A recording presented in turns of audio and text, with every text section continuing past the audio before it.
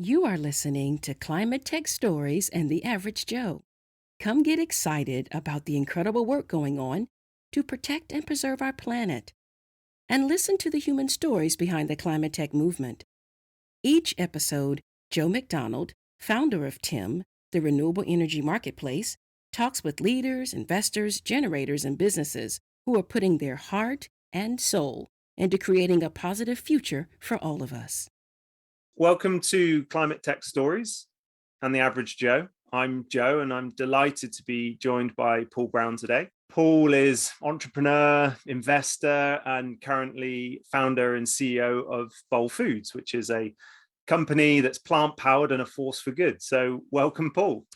Hi, Joe. Thank you very much for getting me on and taking interest in our story.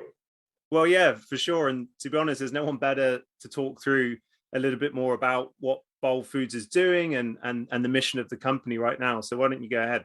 Yeah, so I guess BOL Foods, we just had our 7th birthday, 2015, 30th of April 2015 is when we sold our first ever product, and it's 7 years, but it feels like about 20 years in the making. I don't know whether that's just generally an entrepreneurial vibe or specifically how I've been feeling, but it's been, we call it the boller coaster, and it's been one hell of a ride over those 7 years, but without question, the best decision I made from a work perspective to go and set my own business up. It's something I've been passionate about doing for years, and we do what we do because we're in trying to inspire the world to eat more plants. So for people that don't know about BOL, we make 100% plant-based food. So from shakes to soups to salads, and largely sell across retail in the UK and also direct to consumer as well. And we have global ambitions. So my big aim is to become #1 naturally plant-powered food brand on planet Earth. And I can say we're a long, long way from achieving that. So there's a lot to do. Well, something to still get you up in the morning, at least, by the sounds of it.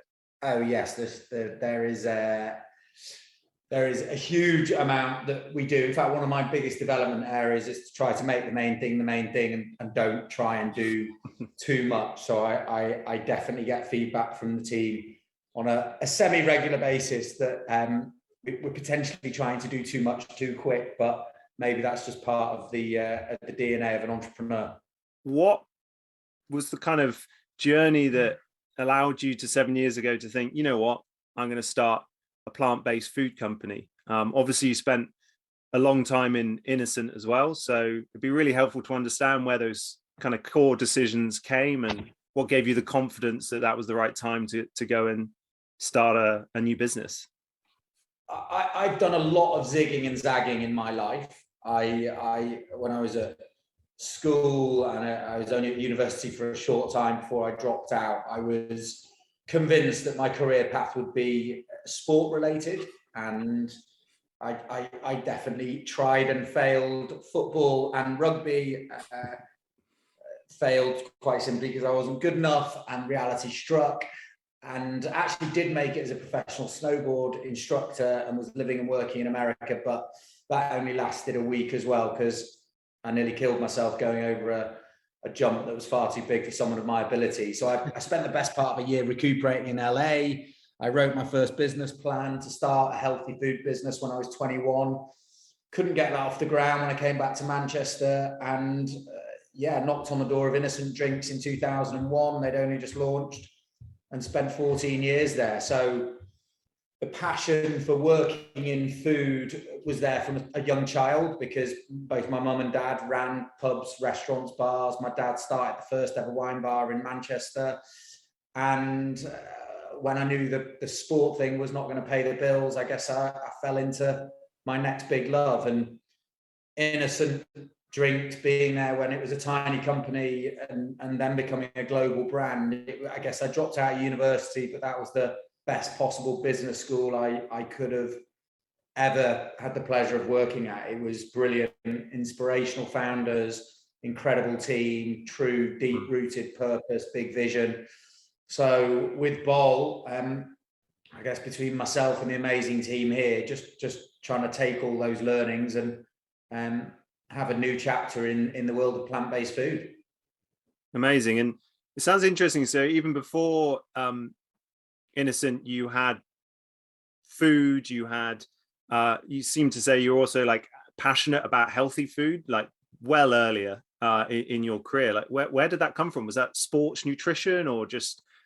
Yeah, definitely. I think I'm lucky that myself and my brothers were brought up regularly cooking with my mum, then playing a lot of sport quite early on. I realized if I was going to perform to my optimum, then I needed to eat and drink a decent way. And so the link between performance and food, I realized at a very young age without it becoming a big thing. So when I was in Los Angeles recuperating with a cast up to my shoulder and couldn't really do a huge amount physically, I really did observe more the Californian way and lifestyle, and everyone was eating lots of fresh fruit and vegetables and smoothies, and veganism was still normal 20 years ago back there. So it's kind of, LA then felt like London does now. And that just, I guess, sparked something which had started pretty early on in my life. You sort of mentioned quite clearly in your materials that you really believe companies can be a force for good. So where do you think where's the kind of root cause of realizing that, yes, I can, do something that's healthy, but actually this could translate into something that improves or has a positive impact on the world? Like, was that something that was born from seeing that being so present in like Innocent, or was this something else that you've just cultivated over a period of time? I think that's such a great question, and I've never been asked it like that. I mean, the reality is now we all get access to so much information, whether it's listening to podcasts or watching TED Talks and people like Simon Sinek and talking about the why, whether it's at a personal level or a professional level. So purpose is and understanding why teams and cultures build and can become high performing teams it's become so rolled out now that it'd be easy for me to answer that in quite a corporate way, but I think that'd be boring.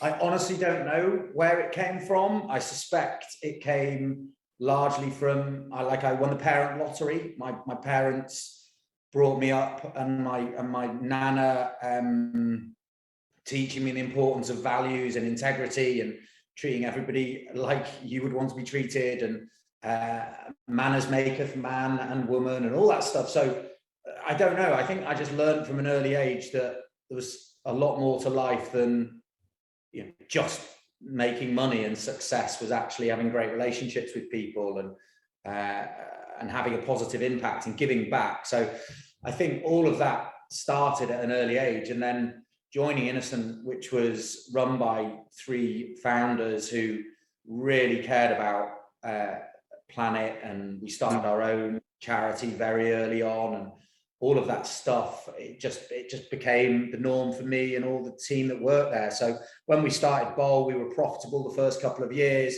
We donated all of our profits to charity, the Action Against Hunger charity. It's all about stopping acute child malnutrition. So we've got projects was running live in Rajasthan, India. We became a B Corp. I think we're a B Corp before we became a B Corp. I believe that the corporate world and capitalism, sustainable capitalism, is here to stay. And so being part of a business that genuinely does try to do the right thing across all touch points, just felt like the natural thing to do. And I guess ruthlessly, I think there's a reason why lots of greenwashing is happening at the moment, because top talent no longer just wants to go and work at a company that doesn't have those deep-rooted values and meaning and purpose. And so I guess if you haven't set yourself up like that, then I'm not sure future talent will want to work at a lot of these places. So it's been easier for us because we've always been like that. But I think it's a good thing that it's making everyone else put their ideas up too. Yeah, and it's really interesting. So I think several of our listeners who have founded companies or are in the climate tech space, B Corp is obviously, a really important thing from a brand perspective. But obviously, as a younger company, when do you think is the right time to go through that B Corp process? Can it be as early as, day one? Or does it take a lot of time actually to go through that process that perhaps isn't best well spent at the really early days of a startup? For me, there's a bigger question, which is it's not necessarily specifically around B Corp. It's about the business being set up in the way that you want to feel most proud about it. So I think using B Corp as a steer in those early days of, having a triple bottom line and really thinking about structuring the business in a way that is about giving back. Getting yourself, founding team, investors, everybody clear about what those red lines are, because every business talks about having a purpose now. I think that only really truly gets challenged when you've got to put purpose over profit. And for people that don't know about our story, we won New Business of the Year at the National Business Awards at the end of 2016, got given a trophy by William Hague. I then made a decision a few weeks later to half the size of the business. We dropped all meat, fish and dairy from the products, and this was in 2016-17. And I knew that was going to put us back quite significantly from a performance perspective, but I knew that our North Star could be so much tighter. At the time, we were all about making it easy for busy people to eat well. And I realized actually there's another big step we could go to doing that. And we had to make big sacrifices. So long as early stage teams are all bought into the importance of a triple bottom line, that's the most important thing. When to decide whether to apply for the B Corp status or the Better Business Act and all these great things that are going on, I think is just largely down to resource and choosing the right moment, because it's a full-on process you go through, which it needs to be to hold the respect that it does. But it really is then setting those values and living by them and making even tough decisions by them. That's got to be part of the DNA, not just stick a label on it and go through the process. Exactly. We've made so many decisions, whether it's that we changed some lids on our packaging from plastic to aluminium. It's 3 times the cost, but we did it because we're trying to reduce down our plastic. We were the first brand to move into, we were using a pulp and the offcuts of sugarcane in our dinner box packaging that again was super expensive. Like so many decisions that you make often to do the right thing is quite financially punitive, but you've got to be making those sacrifices if you're going to truly live by your values. Yeah, and clearly, you're proving that you can still grow a very successful company around that. It's not that there's two sides and you're always having to make sacrifice. Clearly, some of those decisions have an intangible benefit somewhere else, whether it be, like you said, recruiting people, keeping people working for you, as well as presumably, getting into the supermarkets, getting in front of the end retailers with your brand. So I think it's a good lesson for everyone. Actually, those values do create intangible benefit to your company beyond just financial reconciliation on the bottom line. 100%. I think one of the things that has enabled me to make some of these tough calls is having a great setup with investors from day one. So absolutely, the investors who I've got a huge amount of respect for have put money into the business, and they are there to help the business grow.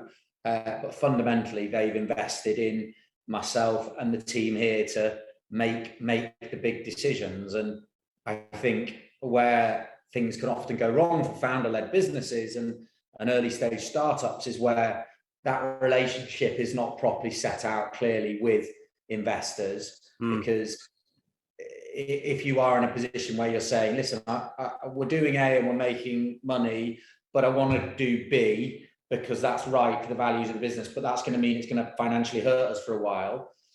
If the investors are able to veto that and they're on a different page to you, and before you know it, things can get quite messy. So I would really encourage anyone who's starting a business, where possible, to kind of have their red lines and set up that decision-making process with the investors.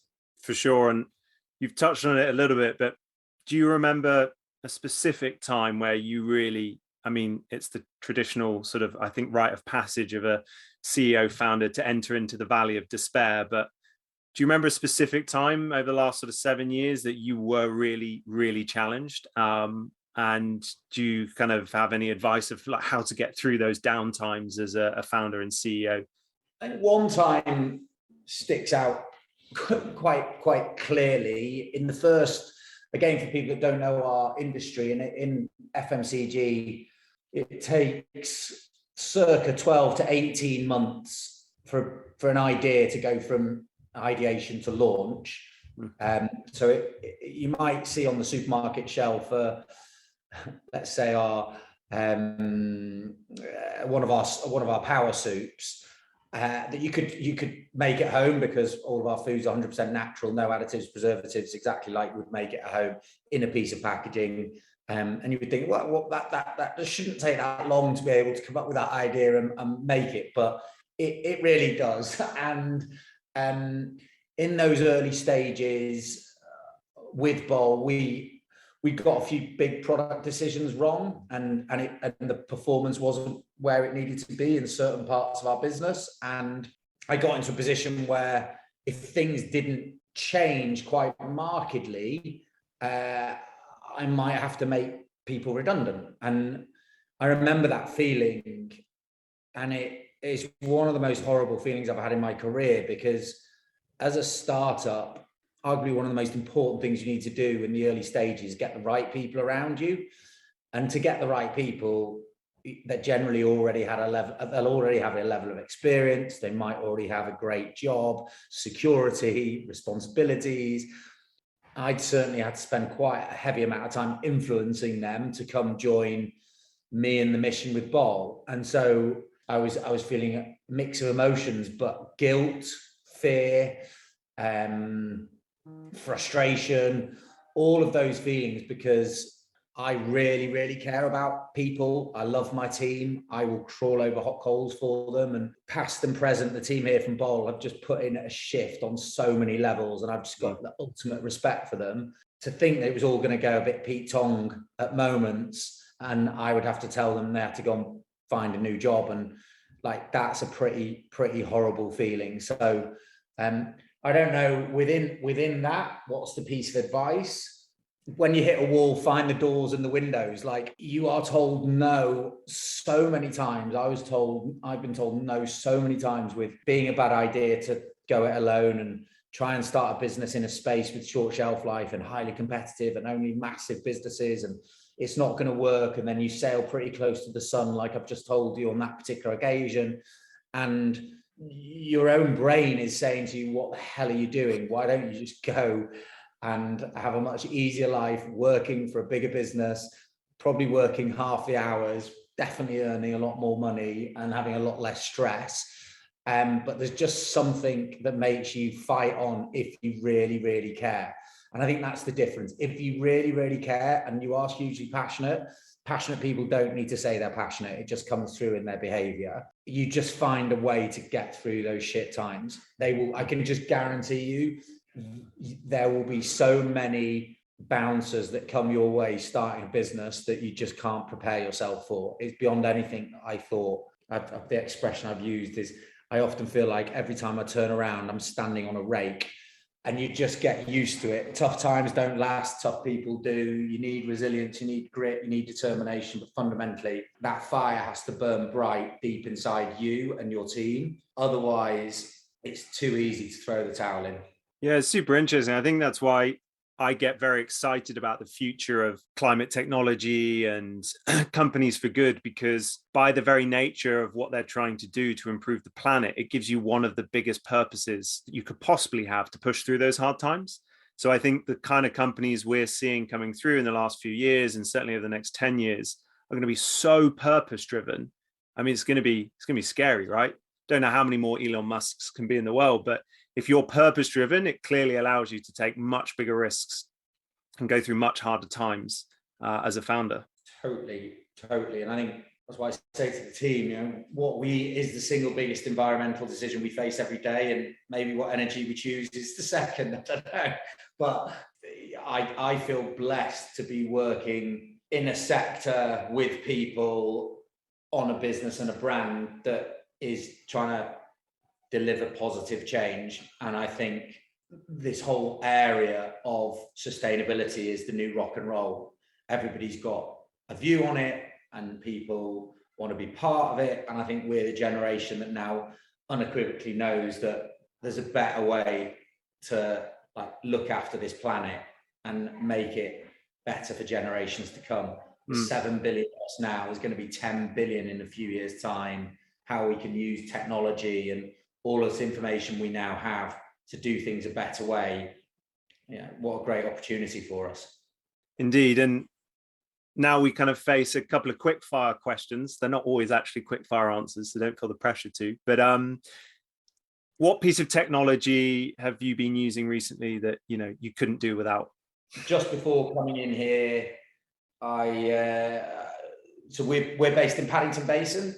F45, it's like a Barry's boot camp hit class, and 5-10 people of the team every day either go breakfast, lunch, dinner time. So there's a load of us have just been in there 12:30 till 1:15, and I just love the fact I can absolutely beast myself for 45 minutes.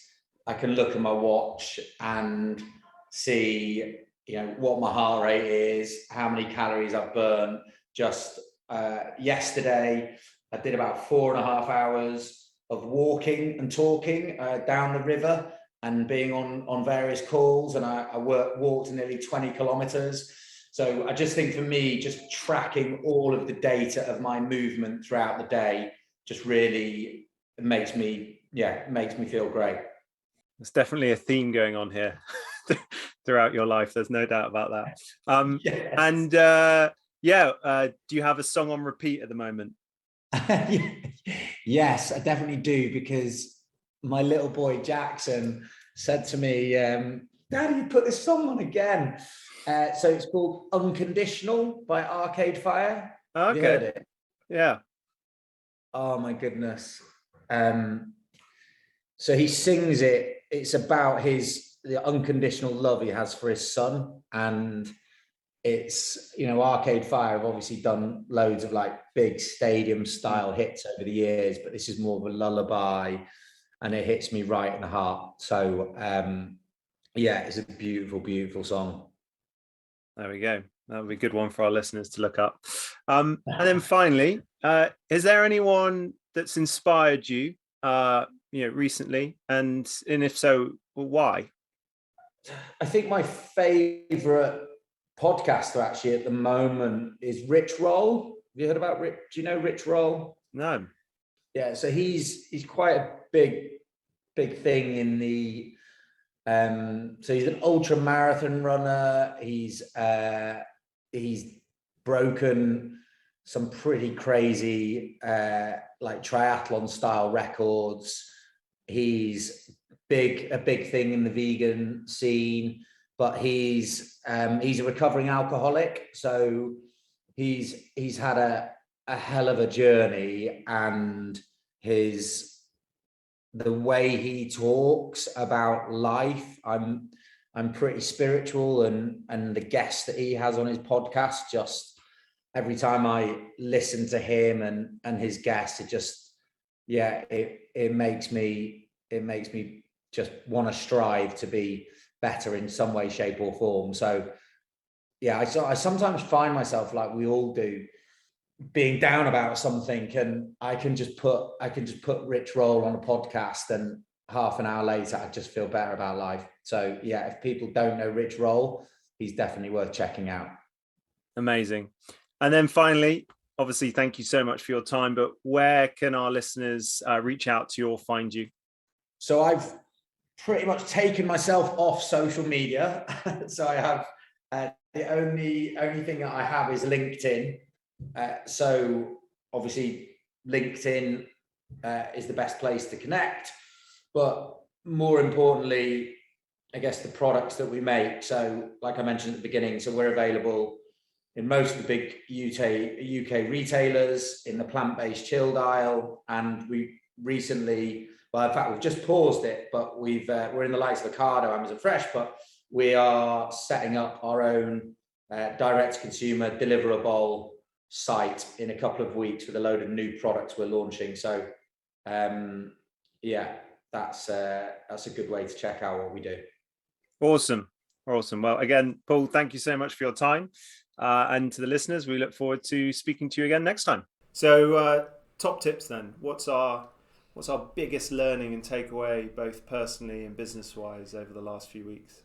I would say for me, it is taking time out, whether that's half an hour in the morning, half an hour at lunchtime, actually coming off my laptop, coming off the phone, either going for a run, going for a walk. I met a great guy this morning, just reminded me, just take a little half hour each day, come out, whatever you're doing.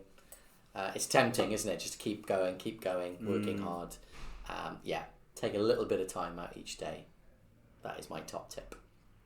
I think that's something I could certainly do more of. Obviously, it's quite nice with the dog that I get forced to do that. There is a dog underneath here, actually. Yeah, maybe she'll get brought up in future episodes. Yeah. She's probably more entertaining than yes. Just We'll put check. the dog there, and that's it. Yeah, exactly. Like that probably get 1 million views on TikTok anyway.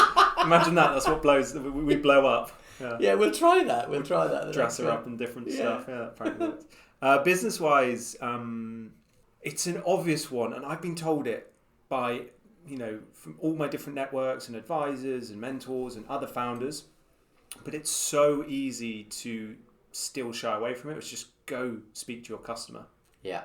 Just speak to your customer. Yeah. I honestly think it doesn't really even matter what stage of business you're at. Yeah. And frankly, whether you're, a sales manager, a CEO, a developer, if you can get on the phone and speak to a couple of customers, not with an objective to get something out of them other than just to listen and hear about their problems and what they're doing and what they're facing, it's just phenomenal. Yeah. Good. And I think it's given us personally as well, like huge amounts of insight and changed quite a lot in our kind of early access product as well. So, and I guarantee it will save you money. It will save you development money. Yeah. So there is also a genuine financial reason to do it, but more than anything, just that insight. And as a founder, it starts to help remove some of the ambiguity that we face all the time, right? So it can be a little bit stressful to think about doing it. You can put up barriers of why it might be difficult to reach out. But I mean, you do this so well, but just picking up the phone and having a chat. Yeah, good. Honestly, I think that's definitely my top tip. We'll have to think of probably a better name for this, like more catchy product name for... Top tips? Top tips, yes. Sounds like, I don't know, like 90s BBC or something top like that. tips. Well, that's a start. Maybe people will respond and give us a name for it. Yeah, and if you obviously want to catch up with us or anything that you've listened to in the podcast that you'd like to talk to us about, we're always available at hello@tem.energy, so feel free to reach out. But that's us. Goodbye. Take care. Enjoy the sun. Here we are. First ever joint podcast. I know.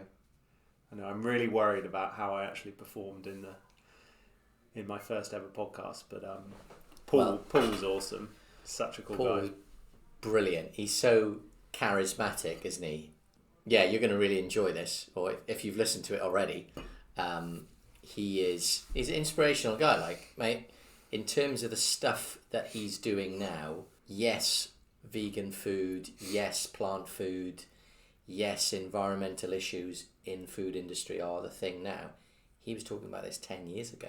He said it's like the new rock and roll. Yeah. Which I was like, that's interesting because you've been doing this for a long time. Yeah. Maybe I should have said he's the Mick Jagger or something. He's the Mick Jagger of the era. No, it's really, really good. And I think for him, investing into Tem, and for that type of business coming into Tem is like really exciting in terms of like not only values, but like, you know, they are feeling the pinch right now, aren't they? In terms of food manufacturing, the price of food is going up, the price of energy that's producing that food is going up. So we're so aligned. Yeah, it's super cool. And also he knows brand. Yeah. It's like, it's an area that to me it seems like a mystic art, but he is so passionate about brand and story and mission. And obviously he must have picked up a lot of this. I think we touched on with Innocent, which is like, again, one of the best kind of brands and story based kind of companies. But it's so cool to see that kind of come through. Hopefully he can help us a little bit. I'm useless at that stuff, genuinely. By the way, I'm drinking tea and Joe is already on the beers. Well, cider actually. Oh, is it? Oh, right. Mr. West Country. Oh, and it feels like we're in the Bahamas because Mate, you're dressed for it. I'm dressed because it's summer and we've got all these plants and it's baking hot outside. Yeah, I was about to say, it's you should really be sitting here by the palm tree, I think, with the palm tree t-shirt. Anyway, how's your week been? It's been brilliant. Like, really, really good. I've spoken to so many different customers this week, whether it be generators, whether it be big consumers of energy, whether it be little micro businesses. I spoke to a brilliant microbrewery this morning who start up brewing really good beer in London. And it's like, wow, super inspiring.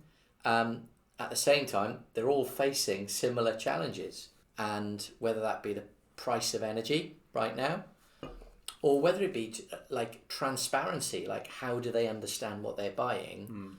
And even on the generator side, how do they understand what they're being charged? So it's been a really interesting week, yeah. Humbling, is it? It is. So going back to like early days of our last startup, you forget what it's like to pick up the phone. It's like, sorry, who? And why do you want to use that? Why are you going to use my time up? And who are you? Who are you? It's like literally, there's no red carpet whatsoever. No. It's like it is, for me anyway. It's been quite humbling going back to the basics. It's like bottom up, top down, to the left, to the right. I'm cleaning the corridors. I'm speaking to people who are building multi-million-pound generators. Speaking to some people who don't even know about electricity, what it is it a big part of their business? Actually, it is. It's really humbling. So it's both a challenge from the humbling aspect, but it's brilliantly exciting because I'm learning so much from so many different angles. And as you know, I just love customers. I love chatting to customers. I know. So yeah, it's been a good week. And I don't know if you found it, but certainly listening back to some of the interviews we've been doing and the sense of, if you ask the customers what they want or what they're looking for, it doesn't tell you very much, but that underlying emotional feel that we seem to be getting back from renewable generators and businesses, it's almost like a slight sense of hopelessness. Yeah. Right? Like where they're kind of just resigned to be like, oh, well, what can I do? What can I do about, I'm probably getting ripped off. I don't know the fees I'm being charged. Yeah. Greenwashing is probably a thing, but I don't have the time to solve that problem. And I guess I just have to trust, the amount of extracts we had, like, I guess I'll just have to trust or what else can I do about it? That emotional sort of tie was one of the most interesting things, I think, over the last few weeks that I've seen come through. Yeah. Which is cool because it shows, I think, like, people do care. Yeah. They've got enough problems going on. Yeah. But they definitely do care about these things. Yeah. And it's becoming more and more aware, I guess, with where markets are at the moment as well. Yeah, like I think the underlying thing for me is they're caring more now because, look, let's take that brewery as an example. This time last year, they were spending around 5% of their product was going to energy. That's now increased to like 30%. So they're entering a market that they want to understand. And hopefully at TEM, we can actually help them understand, but also give them better access. So it is emotional because these are businesses that are getting off the ground and they want to understand something that's quite hard to understand, and they're paying even more for it. So yeah, it is very emotional because this is people's businesses. Gives, I think, like, when speaking to the other two founders as well, it's like, in their hopelessness, I have hope because I'm like, there can be a better way and it will come. And actually, I don't know if we touched on it in the podcast, but Paul and I were talking about sort of generally, if you're not in this space, energy or general climate tech, it's very difficult to see a positive future. Because what are you faced with like every day in newspaper? It's just doom and gloom. And as I said, there's no option. You feel like there's no control. The world's going to end. But I think for those in the know and that see that power of technology, I used to think people like Elon Musk were like just stupidly optimistic for the sake of it. But I think if you can see what technology can do and have faith in that, and you can see an entirely like different or like reimagined way of doing it, you can't help but be optimistic. And be like, it's okay, you know, just hold on. It will get better, you know, whether it's us or someone else. Like that train is now rolling, I think, where it's going to be unstoppable. And I think people are really underestimating how much change will happen in the way that they experience and interact with energy, the way that energy markets are moving over the next 10 years. So as I said, like as a founder and speaking to the tech side as well, it's like we're really excited.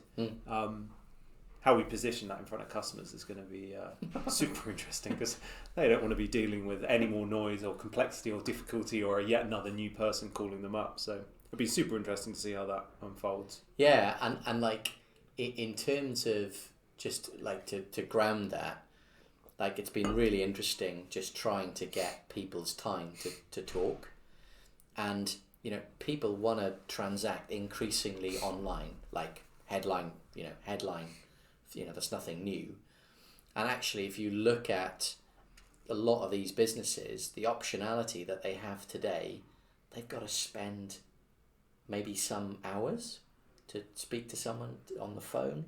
Actually, their choice to transact online is quite limited. And actually, when you do transact online, actually the level of transparency and the technology there to genuinely enable an entire market access is not there. So yeah, it's a big challenge for us for what we're building. Good luck Ross and Bartek for doing that. They're the other co-founders, by the way. But actually it's a huge opportunity, as you say, for technology to come in, not from energy. All the conversations that we're having with fintech investors, fintech developers, actually some of the principles that we're bringing in from banking into energy. It's really exciting for us at TEM, but also as the market is now opening up for genuine technologies coming in. Yeah, it's really exciting. It is. Although, to be honest, and a bit of a segue to something completely different that you probably don't care about, but like I'm quite glad we're not meeting customers at the moment face to face. I'm embarrassedly like burnt. I've like burnt the back of my arms. I've burnt my chest, right? And this is all from taking a canal boat out for the weekend. I don't know if anyone has done this before, but like you're moving like a 70-foot, like 23-ton boat at about 3 miles an hour. So it's like the perfect blend of incredibly dull and incredibly stressful. I'd crash it. Yeah, man, I crash it. Turning it around is just a series of crashes. So like the girls are at the front, like drinking, having fun. I'm at the back like a glorified Uber driver for like 20 hours. The sun beating down on my arms, driving this canal boat. We should get some footage of this, I think, for the next podcast of Joe driving the canal boat. That would be... it's definitely not going to be a company retreat. I don't think. Have you read anything recently, or like seen anything interesting that sort of piqued your interest over the last week or so? As you know, I love macroeconomics, and I also love the sort of the core of how it affects people. So one thing I learned today was not great, was that interest rates in Poland are 6% randomly. That was like, whoa. And then I looked at power prices from Friday to Monday and month ahead prices in power. So if you're buying power, if you're if you're going to buy power this week, month ahead prices increased by almost 50-60%. And that was because some of the macroeconomics of Russia. So that wasn't great. But at the same time, I think I've mentioned it already, the brewing industry, like London is like, yes, it's a tech hub, but it's becoming a bit of a brewing hub. I've met some brilliant microbreweries this week who are starting these really cool businesses, very innovative, actually looking at night brewing, so you can save energy costs and running in the day, running a different shift system, just looking at different ways to brew so they're not spending so much on chilling the beer when it's produced. They're getting it out early in the morning, getting it off-site. That was really cool, actually. Anything from you? Well, completely different. I like this kind of like weird stories, but I read about this university in China that's made these little kind of robotic fish that can absorb microplastics from the ocean. So they're like a couple of centimeters, and they're like flexible as well. Are they made out of plastic? Well, this is what I was wondering. Right. I was like, I don't know what's powering them. Yeah. But apparently they're like, it's made out of, I think it's weird, it's made out of like mother of pearl. So it's like natural. Wow. And really good, obviously, for what they're doing. And they're going to let these loose in the ocean to sort of clean it up. And they can also do like really cool stuff like self-heal. I don't even know what that means, but like if they get ripped or something, then they can self-heal up to like 85%. Wow. So this is the stuff I think, like, if you like all of this cool stuff, like, we'll be all right. I mean, maybe we'll have a robotic ocean, which is a bit scary, but like that kind of innovation is you so go fishing cool. and you catch one. Caught another one. But it's so cool, and there's something about I think it's some sort of like electrostatic or something to do with the skin of the robotic fish that allows it to attract these kind of microplastics, and it can drag up to like 5 kilograms or something of plastic. Wow. Which is really cool. It's just so cool to see all of these. You love that. You can tell who's the technology guy and who just chats with people all day. But yeah, you talk about beer. Talking about Chinese-made robotic fish. What else have I learned this week? I think that's probably about it. It's been a pretty intense week, hasn't it? It has been but really cool. Like I think, there's a lot happening, but as you said earlier, as we look ahead, and as technology comes in to solve more and more the problems that we're having in energy, and as we genuinely start to help customers to learn more about energy, as the industry becomes more transparent, I'm hopeful at the end of the week. Maybe if we did this at the start of the week, when power prices went up by 60%, I'd be like, oh my goodness. But yeah, it's been a good week. Small wins then. Yeah. That's cool. Well, look, if you're interested, obviously, in hearing more about the human stories behind some of these like technology advancements, that's what we're here to do. We're really on a mission to demystify and kind of make it more accessible. Like a lot of the people that we meet as founders who are doing really cool stuff, they're really normal, and they've come from actually really normal backgrounds. And you meet someone like Paul, super down to earth, right? But he's got an obsession. He works hard. He's clearly backed up by some talent. But, it's not sort of alien geniuses coming up with like this in laboratories. It's just people really looking at mission-focused businesses. So that's what we're hoping to bring to you more. So of course, thank you for your time, and hopefully you've enjoyed our podcast. You've been listening to Climate Tech Stories and the Average Joe. If you want to be a climate tech pioneer and have a story to tell you think needs to be heard, talk to us at hello@tem.energy.com.